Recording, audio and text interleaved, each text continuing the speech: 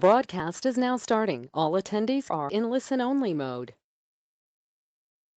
Hi, good afternoon, Central Time from wherever you're coming in at it. I think our technical difficulties are over and we are ready to roll. Welcome to a panel on climate leadership in the Great Lakes in the age of COVID-19. This is going to be a conversation with regional leaders from around the Great Lakes area about their work to prioritize a green and equitable economic recovery. My name is Paul Robbins. I'm the Dean of Environmental Studies at the University of Wisconsin-Madison. I'm just going to moderate. You'll be hearing from the mayors and lieutenant governor here. This is the third event in the Climate Mayors National Dialogue on a Green and Equitable Recovery. So this is an ongoing concern. It's a speaker series advocating for national leadership to prioritize recovery policies that are environmentally sustainable and socially just in the time of COVID-19. And it's sponsored in part by Climate Mayors. So who is Climate Mayors? It's a network of 464 mayors around the US committed to upholding the Paris Climate Agreement and to taking meaningful and ambitious action on climate change in their communities. It's co-sponsored, this series, with the Mayors Innovation Project at the UW-Madison. And the Mayors Innovation Project is a national learning network for mayors committed to shared prosperity, environmental sustainability, and efficient democratic government. It's an organization of, sort of by and for mayors for mutual learning. Who do we have here today? We have two regional mayors and a lieutenant governor who I believe is just coming on.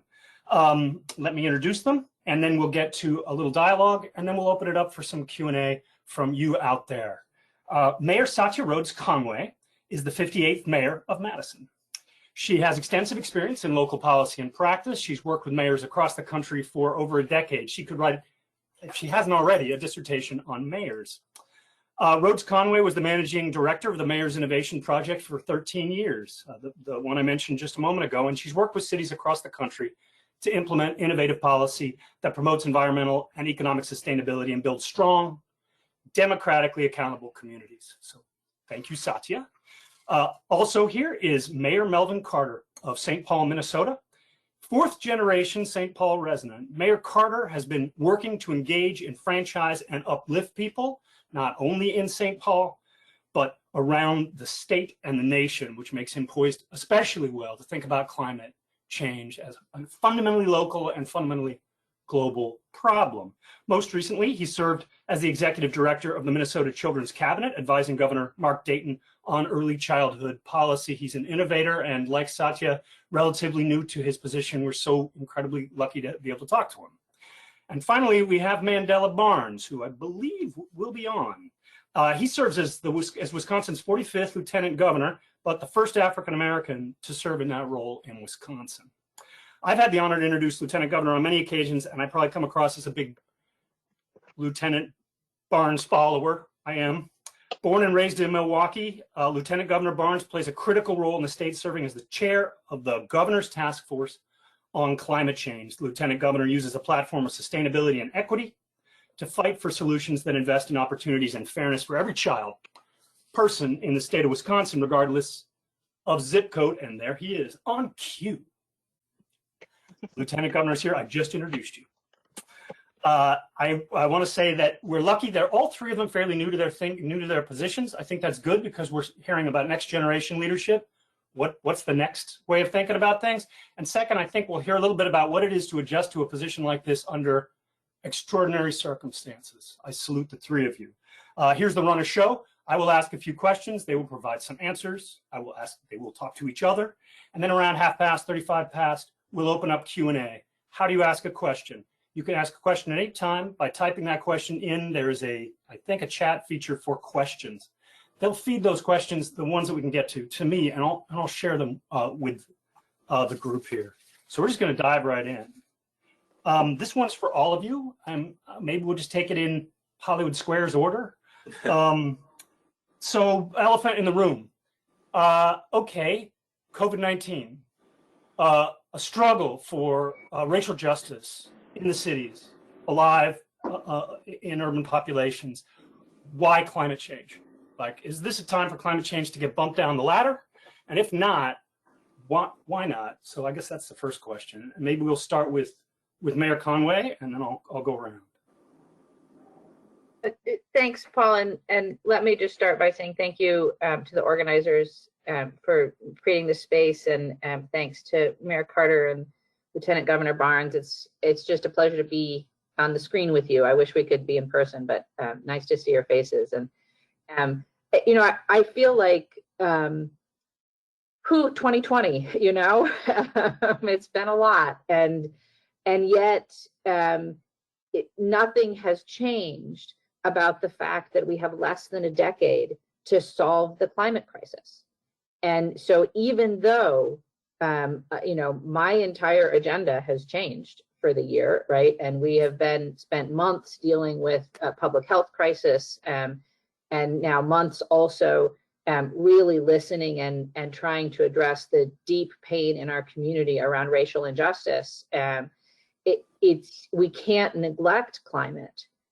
These things are all intertwined, right? They when you get right down to it, they're all intertwined, and we do not have time to forget about the climate crisis. So we have to, you know, find the time and energy and wherewithal to work on it.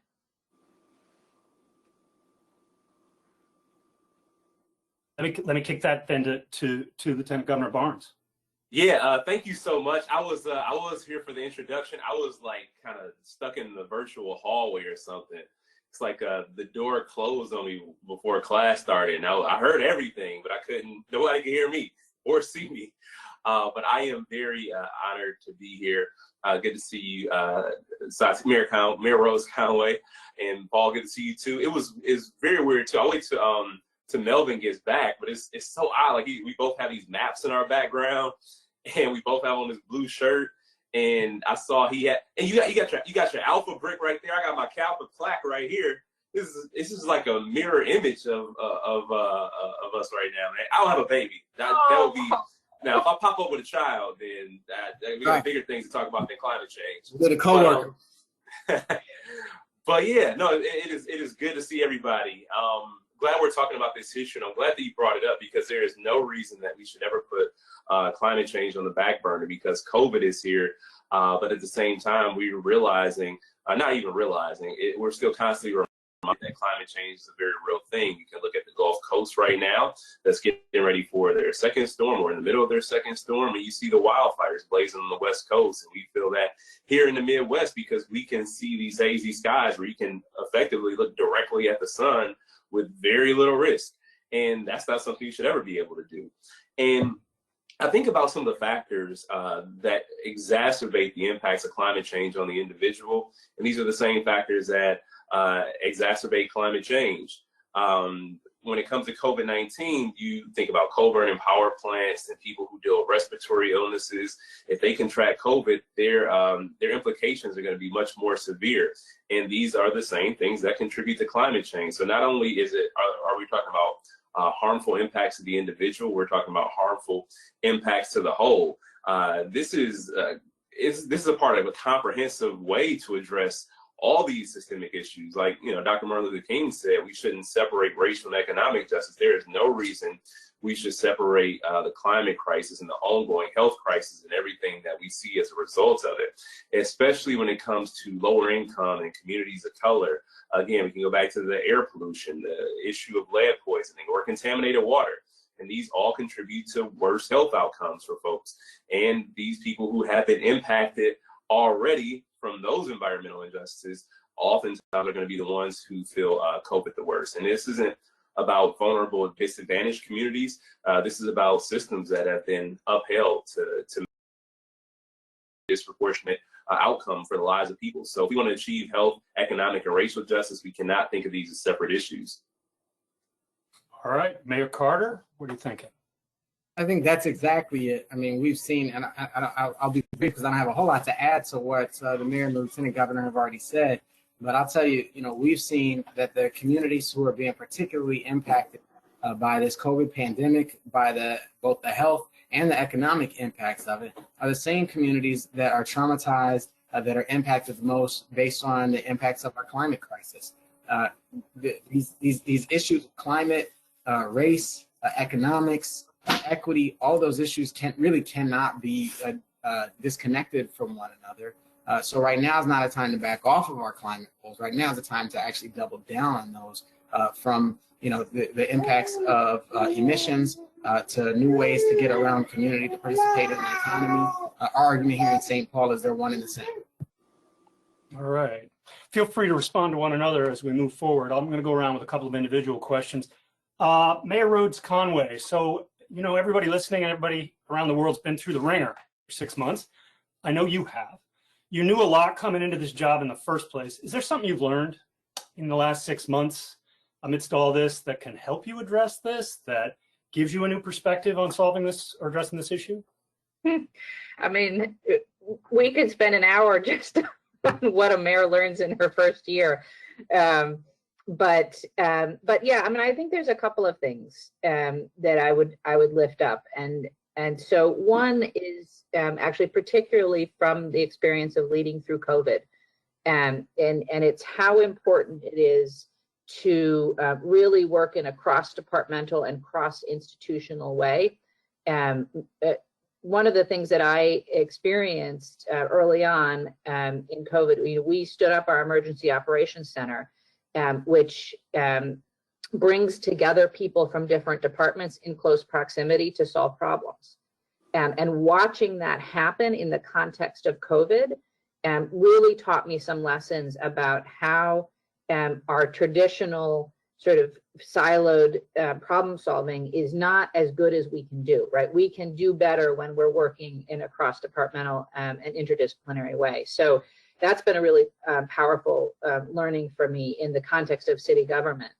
I think also, I did have 13 years of watching city government from the outside, and it's really interesting to now see from the inside, really where the rubber hits the road, and how we really can look and must look for a project or a program to solve multiple problems, right? And so thinking about how we work on climate, but also work on employment, and also work on wealth building in communities of color, and also right, so that any solution has to help in multiple ways, which I think speaks to what the mayor was just saying, that these things are all really intertwined, and so the solutions need to be intertwined as well. And the other thing I think is just that government has a reputation for moving slowly, and that's really true. We do, but we can innovate, and we can respond rapidly, and we have in a number of ways this year. And so that energy and momentum and ability to pivot when we need to and adjust when we need to is something that I really want to hold on to. Great, thanks. Mayor Carter, maybe this is sort of just a follow-up. What does municipal leadership look like? What actual policy instruments do you have? I mean, we all think of carbon tax and, a grand international bargain. Like, what are the tools you've got your hands on at the municipal scale that can address this? Well, I think none of us would be opposed to carbon tax or grand international bargain. But mostly, if the question is what does kind of municipal, local level impact look like, the first thing is absolutely critical. We've seen inaction at the federal level. Unfortunately, too many of our states see inaction even at the state level, as governors and legislatures kind of end up in gridlock, these partisan gridlocks that don't help us move forward as a country or as a planet. And so, one of the things that I love about mayors is being a mayor, you don't have the privilege of that kind of gridlock. We don't have the privilege of kind of sitting back and thinking kind of ideologically about things that are impacting people on an everyday basis. Right here in St. Paul might not be the first city you think of when you think of like the impacts of climate change. But here's the thing. Since I've been mayor for less than 3 years now. And since I've been mayor, we've had a rock slide drop 300,000 pounds of rock. So she sits here quiet until I start talking because we play so much. When she hears my voice, then she starts kind of talking. Okay, give me 1 second. So, we've seen a rock collapse, drop 300,000 pounds of rock onto one of our busy streets. We've seen higher levels of Mississippi River flooding for longer sustained periods of time than ever. We've seen more critical, events in terms of like snow and winter weather type of events than ever before. And we've seen the impact that that's had on our streets and our public right-of-way in the form of, potholes and cracks and all those types of things that are just having a devastating impact on our public right-of-way. So we're realizing, I think, relatively recently that these are impacts that climate crisis is having on our community, on our everyday life. So that means we have to take action at the local level. And we can take a lot of action as we look at kind of urban emissions. We know that most of it comes from either buildings or transportation. But when people build things in our community, that is right in our that is right within our court to provide those building standards, to provide the kind of goals, the TIF resources when necessary to help establish kind of green building kind of demonstration projects, and to think about how people get around in our community in meaningful ways. Those are all things that we're trying to be very aggressive on here in St. Paul. And I think, it's great to be a part of this kind of national network of mayors because it's not necessarily a grand global kind of bargain, as you kind of put it. But you know what? If 100 or 400 mayors across the country say, you know what, we're going to still keep our agreements as far as the Paris Climate Accord is concerned, we've got a national program. Great, thanks. Let me turn to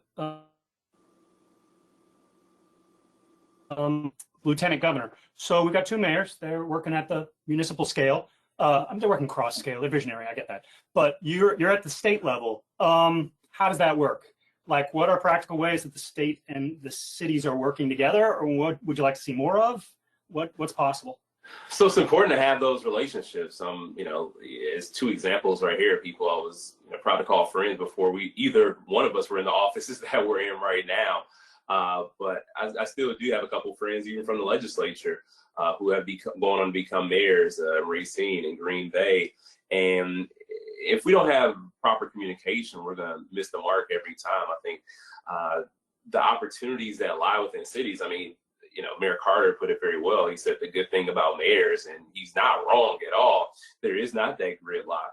And I think about issues like climate change, where it is very difficult for the legislature to take it seriously, given the partisan makeup. They have politicized this issue, and it's something that is completely nonpartisan, because if a tornado rips through town, the tornado doesn't stop at a door and ask if you're a Democrat or Republican before tearing through your barn.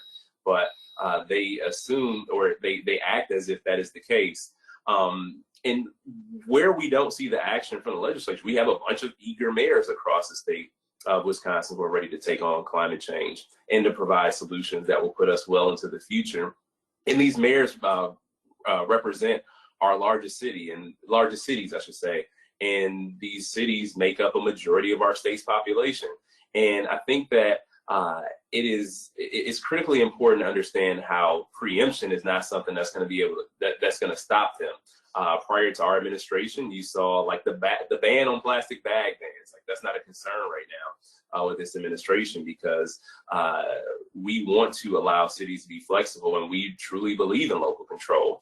And I think that has been a big part of the hindrance for local government to be able to move as effectively as they would want to in addressing this issue. And, we're currently in the process of putting together our second state budget. Our first budget, we had sustainability in mind across our agencies, across, just completely across the board. The governor created the Office of Sustainability and Clean Energy. He tried to do that in the state budget. It was taken out of the budget. He also tried to create the climate change task force through the state budget. Was also taken out of the budget. However, the priorities were there, and those ended up becoming reality through executive order.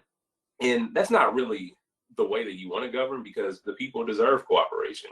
And we see these executive orders get challenged, just unnecessarily. But where there is the ability for us to be able to support local government in their efforts, we want to be there every step of the way. And it's not going to be easy right now, just given the budgetary crunches, because of the economic challenges we're dealing with at every level of government. But we have to look at our priorities and identify what's actually an investment versus an expenditure. And I think we should all feel comfortable making investments. And when we invest in clean technology, we invest in green infrastructure and green jobs, it will pay off in the long term. I'd like Mayor Rhodes-Conway and Mayor Carter to maybe bounce off that a little bit, because my next question was about budgets. None of us are flush. What happens when you start thinking about limited budgets, both for investment, as the Lieutenant Governor says, but also generating economic activity while thinking about climate change? How do you guys think about that? Yeah, I'll let you take it. Well, I mean, the sort of most obvious answer here is that there's so many opportunities to save money and reduce emissions at the same time. And that, I mean, that's just a sort of baseline, right? So here in Madison, we've made a commitment to be 100% renewable energy by 2030. And so part of that is that we need to make sure that all of our buildings are as energy efficient as possible. And I'm proud to announce that we actually just built a building that is going to get LEED Platinum certification. We require at least silver, but we're not doing silver buildings, right? We're doing platinum buildings. And we have a whole program. We're going to be replacing all of our street lights with LEDs. We're just taking all of the savings that we can find. And that, I mean, frankly, that's not just because of climate, it's also because of the dollars involved. But we're also really committed to installing renewable energy. And so we have a program we have to date, we're very, very close to installing our first megawatt of solar energy on city buildings. In the next 2 years, we'd like to do another megawatt. And then after that, we'd like to do a megawatt per year. And so that's ambitious, but it's where we need to be, again, both because it allows us to control our own energy destiny and the costs involved, but also because it's the right thing from a climate point of view. And then to my point of everything's got to do more than one thing, we are doing that. The labor for that is run out of our Green Power program, where we hire apprentices, we train them to install solar. They are at the end of the training program, they should be able to pass their OSHA certification, their NABCEP certification. But what's most likely happening is that we're hiring them into our public works.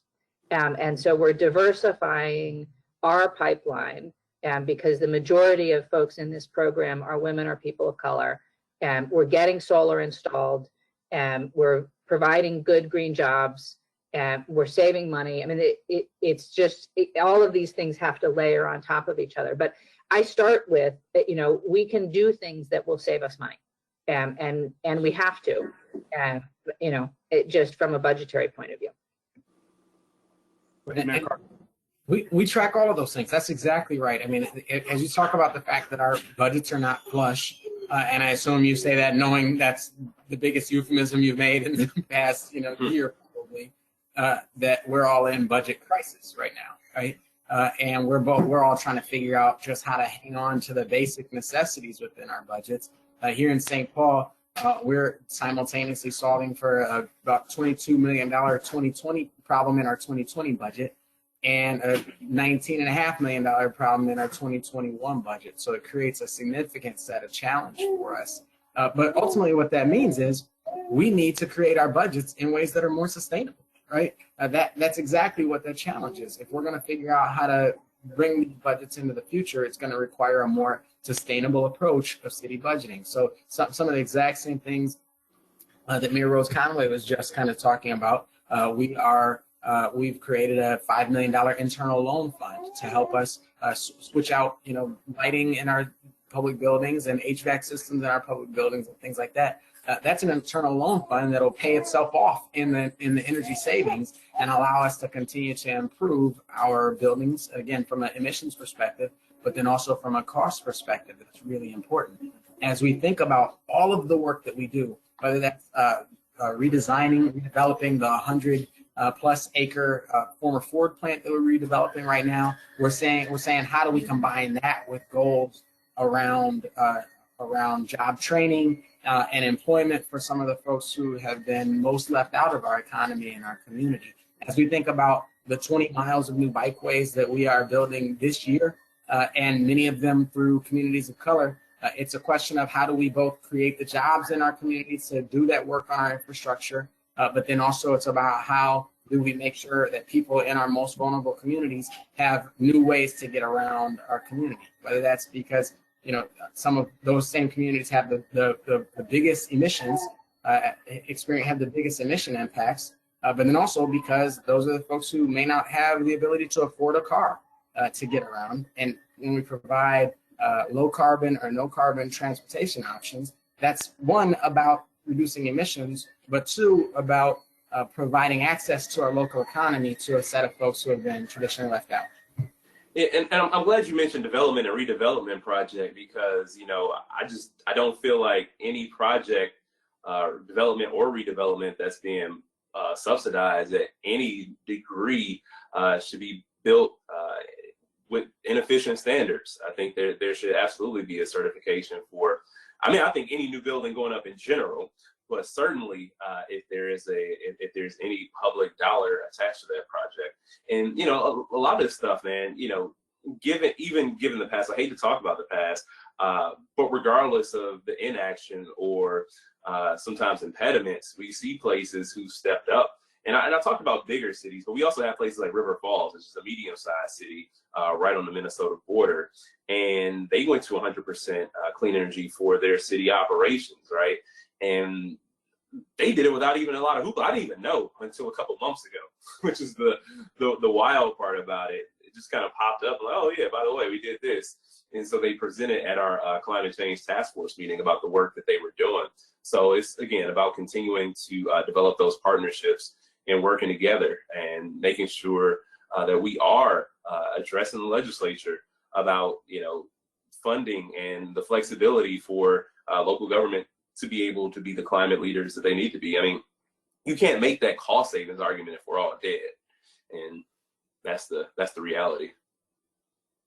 Hard to springboard on that last detail, but speaking more generally, this is state investments. You're talking about investments of the state in the state and and redevelopment. So where's the private sector? Like where's the private sector on climate change and on efficiency? We know they're all about efficiency. And how does the state or municipal leadership take advantage of or confront the needs of the private sector? Yeah, so I'll say that, you know, in absence of leadership at the state level, you know, prior to the administration, and the current absence of leadership at the federal government, at the federal level, you know, states have just, I mean, excuse me, a lot of private industry has just done it on their own because it affects their bottom dollar. We saw utility companies in the state have their own renewable energy goals before the state had a renewable energy goal. And also private companies, private industries, the private sector knows that a majority of Americans want to spend their dollars responsibly, especially the next generation of spenders who have been more climate conscious than, you know, even my generation and generations before me. And so people are really paying attention to what businesses and what companies are making commitments to addressing this crisis that we're in. And it is bad for business to not address the climate crisis in order to be responsible right now. And I think more and more businesses are starting to see that. And that's why you see all these commercials about, you know, every company's plan to go green. Amazon's commercial about going green. Oh, the commercial, they said they don't even know how they're going to do it. That's the part that gets me every time I see that commercial. We don't know how we're going to do it, but we're going to do it. I mean, you know, whatever. That enthusiasm is what we need, and especially from a large company like Amazon that has such a huge carbon footprint, we need to know that those commitments are being made as a society. Can I ask the mayors a little bit about that? Like, when it gets down on the ground, are you dealing with local companies? Are you dealing with big nationals and multinationals? How do you talk to those folks? Yeah, I mean, I think that this is really multifaceted, right? And it depends on. There's a lot of different conversations. Let me say, one piece that I want to hold up, though, I think is, you know, Madison experienced some pretty serious flooding a couple of years ago, and I think that really opened some people's eyes to what we're facing in terms of climate change here in the Midwest. And so we've embarked on pretty ambitious work with respect to stormwater management. And I won't go into the details because it's not, precisely climate mitigation, but I think that conversation around flooding and the connection to the changing climate is sort of, it takes the private sector in a different direction. And we heard a lot of demand from the private sector to, like, what are you going to do to protect us from this flooding? And so, yes, we're doing a really extensive watershed studies. We've totally revamped our stormwater ordinance. We're looking at our land development, et cetera. But it enters into the conversation in a different way, that we have to be thinking not only about how we're dealing with the impacts of climate change, but also, dealing with the climate change itself. And I think it changes the conversation when you're talking about the impacts. Great. Mayor Carter? Yeah, I think that's exactly it as well. Like I said, I think one of our challenges is to help people connect the challenges that we're facing on a day-to-day basis right here in our community to climate crisis, right? I mentioned the rock slide that we had back in, that was 2018. I'll never forget that. It was the last Saturday of April, because if it had been 1 week later, it would have landed on our annual Cinco de Mayo parade. We think about, the number of people who are frustrated by when it dumps snow on us, it makes it difficult to get to school or to get to work. Connecting that to this broader issue, or people who are concerned about the status of our streets right now, connecting that to this notion that, this freeze-thaw cycle that's all of a sudden happening, used to happen once a year, but now it happens once a week sometimes, it feels like, in our community. That beats up on our roads in ways that has never happened before. So I think one of the jobs of the mayor is to help people connect just the day-to-day realities they see to this bigger international kind of movement that we have to be a part of. That's on a kind of a macro level, working with those businesses. And I'll tell you, one of the things we put out was a challenge called Energize St. Paul. It's a challenge for building owners to reduce their emissions. I call it the biggest loser for buildings, basically, right? And we have over 200 building owners who have signed up very willingly to save money on their energy bill, right? And so that ends up being the question that we're calling them into. I think further beyond that, though, it's not just that asset owning and building owning class. The bigger question in front of the environmentalist movement, I'll tell you, I grew up thinking I can't afford to be an environmentalist, because it seemed like a movement for people who could afford hemp clothing and organic food and everything everything kind of that costs even more, right? Hybrid vehicles and all those types of things. So making the connection to people in our community and who don't necessarily want the ozone layer to have a hole in it, but don't necessarily see it on the way to work, if you understand. To help connect the issues of climate to the everyday challenges that everyday St. Paulites, everyday residents of Minnesota, Wisconsin, all of our communities face, so that we're not just sort of a voice in the wilderness in City Hall calling for these types of changes, but that we're building behind us sort of the informed constituency who's plugged in to not just what we're doing, but why we're doing it and how it's going to impact our lives, our work, our businesses on a day-to-day basis. Okay, let me change a little bit, because we've got a question coming in from Sacramento. And our viewer in Sacramento points out that Sacramento is a city and it's in a county, and there are smaller local governments, it's a concatenation of jurisdictions, and therefore, by its nature, chaotic and transaction heavy is the language that an academic would use, which means a lot of phone calls, I guess. So let me ask all three of you, do you solve these problems, which are interjurisdictional, with just like more relationship building, or do you have to build new institutions, like new organizations of regional management of X? What are you actually doing to coordinate with your neighbors?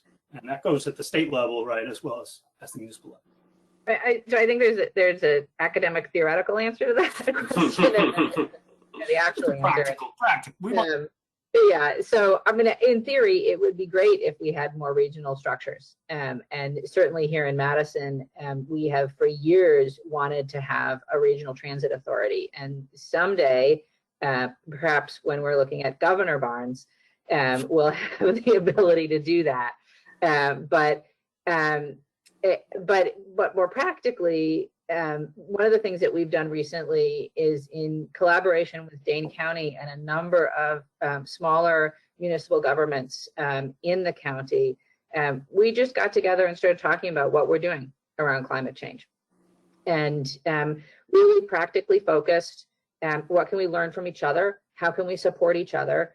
And so several things have come out of that, and the one that I'm sort of most proud of is that our fleet department here in Madison has been working really, really hard to reduce our fleet emissions. And so we have, I think, 40 electric vehicles. We have 50 hybrids. We've transitioned all of our police cruisers to hybrids. We use biodiesel aggressively in our diesel engine vehicles. We're getting 3 electric buses this year.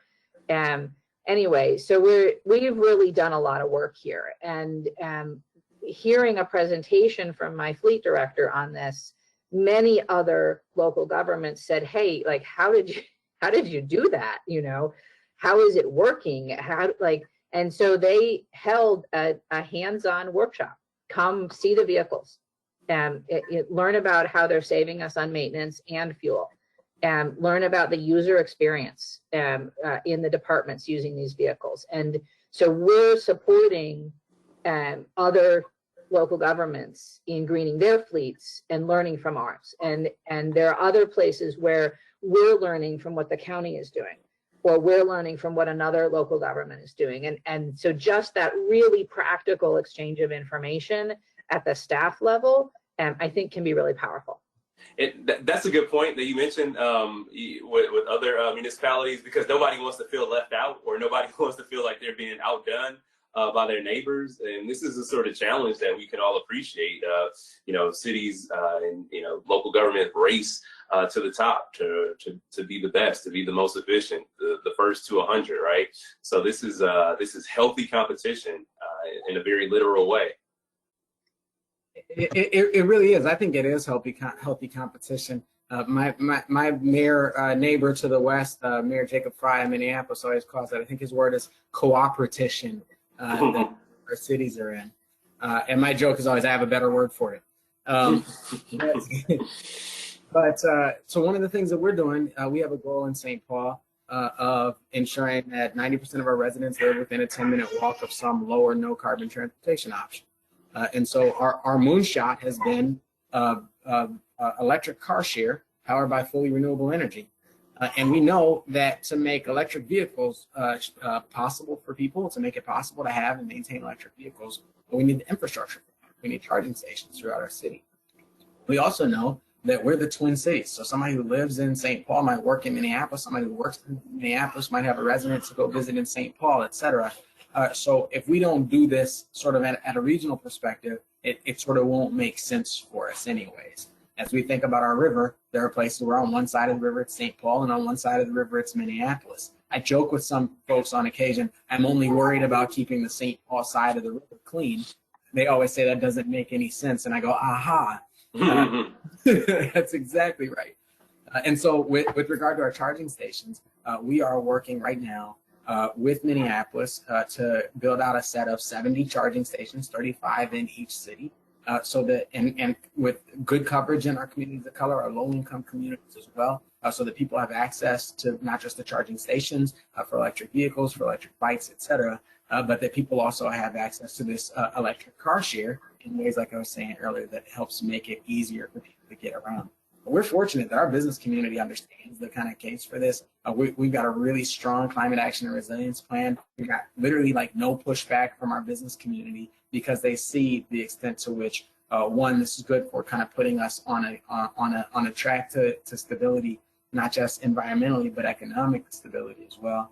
And I think it's becoming more and more clear that our workforce of the future is demanding these types of changes. And so if we want to position ourselves to be a competitive, thriving city, a place where my children and grandchildren are going to want to live, work, and play, these are the types of things that are absolutely mandatory investments for us to make now.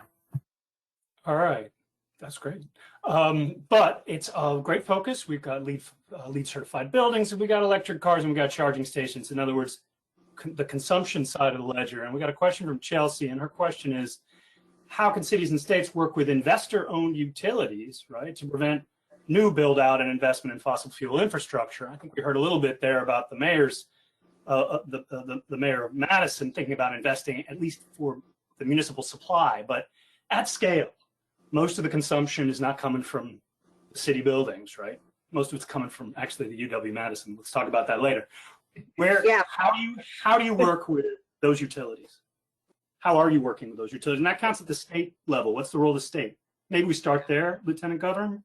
Yeah, so we do have the largest utilities on board with our climate change task force, as members of our climate change task force. And our largest utilities have already made commitments to 100% renewable energy or clean energy, whatever, 100% carbon free, however you want to proposition it.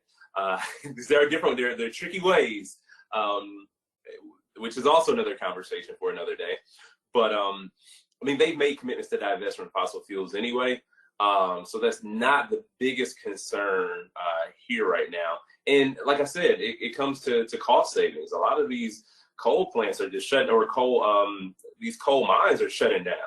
And it is just not financially responsible for large scale buyers like a utility company to purchase fossil fuels as they once did. And you mentioned UW Madison, and obviously not to pick on any campus. I know when I visited UW Superior last year, they had a request for the capital budget because they had their backup generator was coal burning, and it actually there's a very specific type of coal that generator used, and the mine in West Virginia was shutting down this year and next year.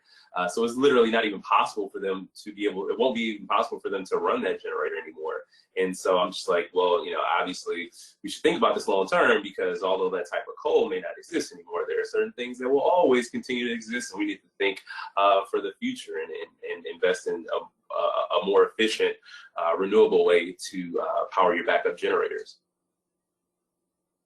Go ahead, anybody who wants to take that. Yeah, I think that this is really, for cities, it's difficult, right? Because if we don't have a municipal utility, we don't have a lot of jurisdiction over the investor owns, and so we're sort of left with the partnership question, which is where Madison is. We try and work very closely with our local investor-owned utilities to get them on board with our commitment to make their own commitment around renewable energy and carbon reduction, but also to just keep pushing.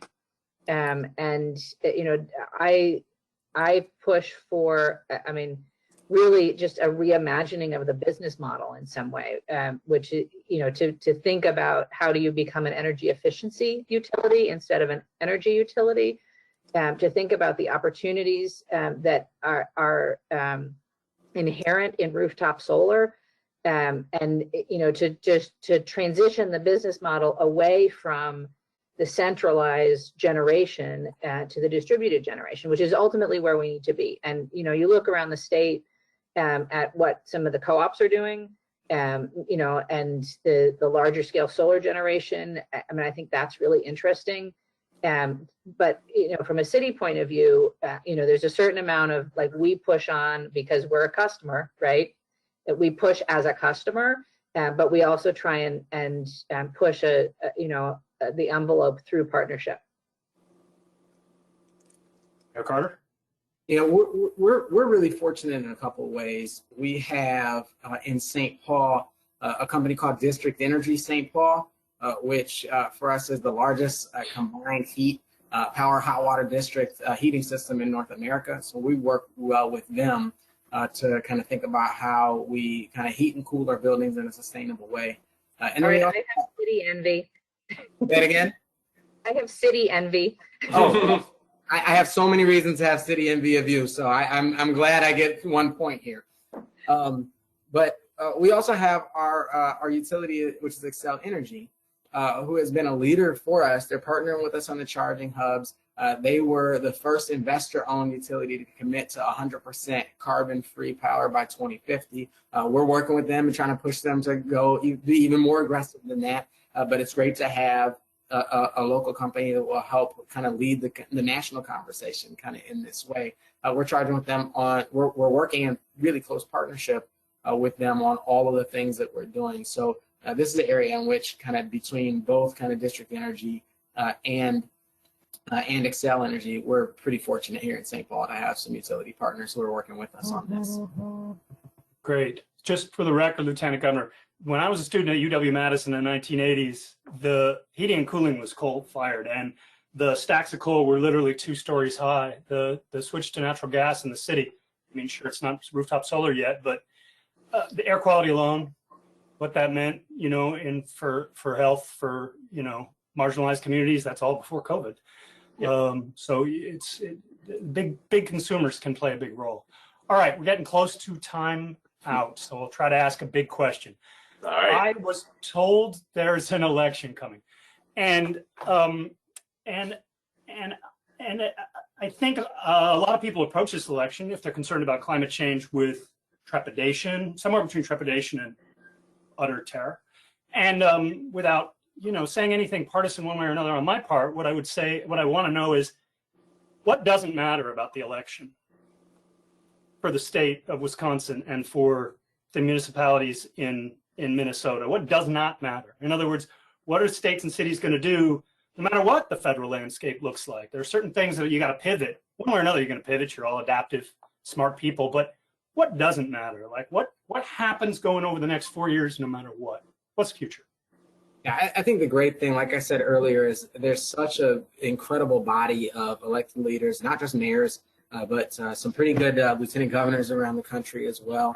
And, you know, council members and county commissioners and state legislators all around the country who know that even in the absence of federal action, that, you know, we have no choice but to act at the local level, and that we're talking to each other, that we're friends with each other, we network with each other through a whole host of things, different types of networks around, whether that's being stewards of our Mississippi River, or the climate challenge with Bloomberg Philanthropies, or a number of different types of spaces in which we kind of network and connect with one another, in such that we do have a national movement. And that national movement, I think, is not dependent upon an election happening one way or the other.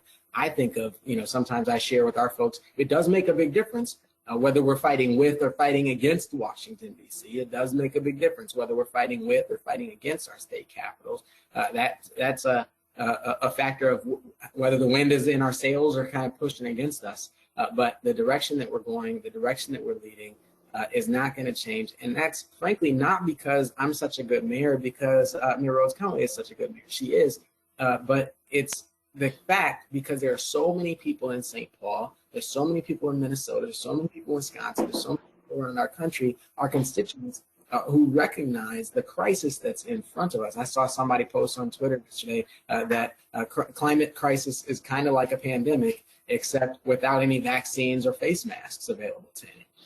And I think there's a large and growing number of people who recognize that, we're not having a climate debate. There really is no debate. There's no scholarly debate with sort of two proven sides to be argued in this, that our climate is changing. It's creating a significant amount of crisis for us across the country in different ways.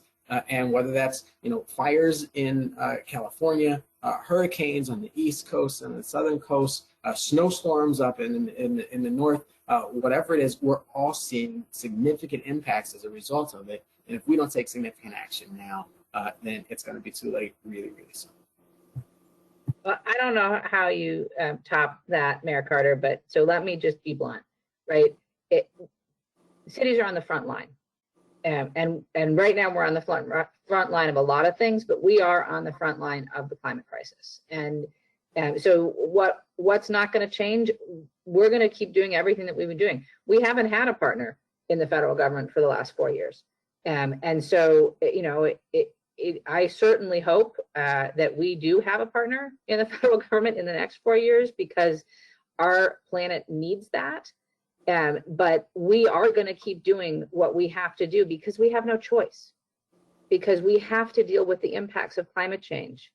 And that means that we have to deal with the sources of climate change. And, you know, the thing that is, you know, equally the most frustrating and most amazing about local government is that we don't have any choice, right? We have to balance our budgets. We have to deal with the issues in front of us. We have to pick up the trash. you know, and so we're going to keep doing that. And we're going to keep fighting on the climate front because we don't have any choice. Yeah, I would say even for us as a state, our legislature is more consequential than the White House. I mean, they've held us back for more than the current president can. So I hate to say that, regardless of the outcome of the presidential, if we had the same legislature, things would be tough to move at the state level. Things that we need to move in the way that we need them to move, and that means like not having to go through executive order anytime there's an issue of note. And that's the frustrating part about it is the presidential election won't specifically dictate or change the legislature's response. Now, if the legislature looks different, that's a whole different story. Then Wisconsin is open to a world of opportunity. All right, Yeah. we're done. Go ahead. But lest anybody think that we don't take the November election seriously, Right. I know that I can speak for all of us in saying that everybody has got to go vote. Everybody's got to vote. I am, in fact, allowed to say that. I'm allowed to say everybody needs to vote. Can I go one further? Don't just vote. Vote like in Minnesota, we're about to open up early voting, and so I don't know the early voting rules in Wisconsin, but vote early, vote by mail. We know that the combination of a pandemic and a major national election could create challenges, and so if you're able to vote early, vote by mail, so that we can unclog the kind of polling places on election day, so that we can have an election where the people of our country actually get their voice heard in an authentic way and in a safe way. That's right. All right. With 3 minutes still left on the clock, I think I probably better leave it at that. I mean, how can you beat go vote in a democracy? You just called us long-winded, but go ahead. That's Yeah. right. But I will add one thing, and that is fill out your census. Fill out the census. Right, because that's a climate issue too, right? We have to be counted. Representation matters, and so whether that's on the census form or the ballot box, we need to show up. I have never met an official to waste a minute. Lieutenant Barnes, Lieutenant Governor Barnes, you have anything to say? Given Early ballots are being mailed out. So if you haven't gone to myvote.wi.gov in Wisconsin to request your ballot, please do so right now. All right. I'd like to thank all three of you. All I can say is you must be very, very busy to sit here for this conversation. I think everybody learned a lot. And thank you very much for everything you do. Thank you. It's a pleasure to be here. All right. I think now they take us off. All right. Look, shut yourself down, I guess. All right. I'll talk to you all very soon. All right. Thanks a lot. Mandela, good to see you, man. It's the first time Good to see you. I we know, both right? in the offices. Yeah, man. Good to see you too. Absolutely. You're doing it, man. I watch you on CNN.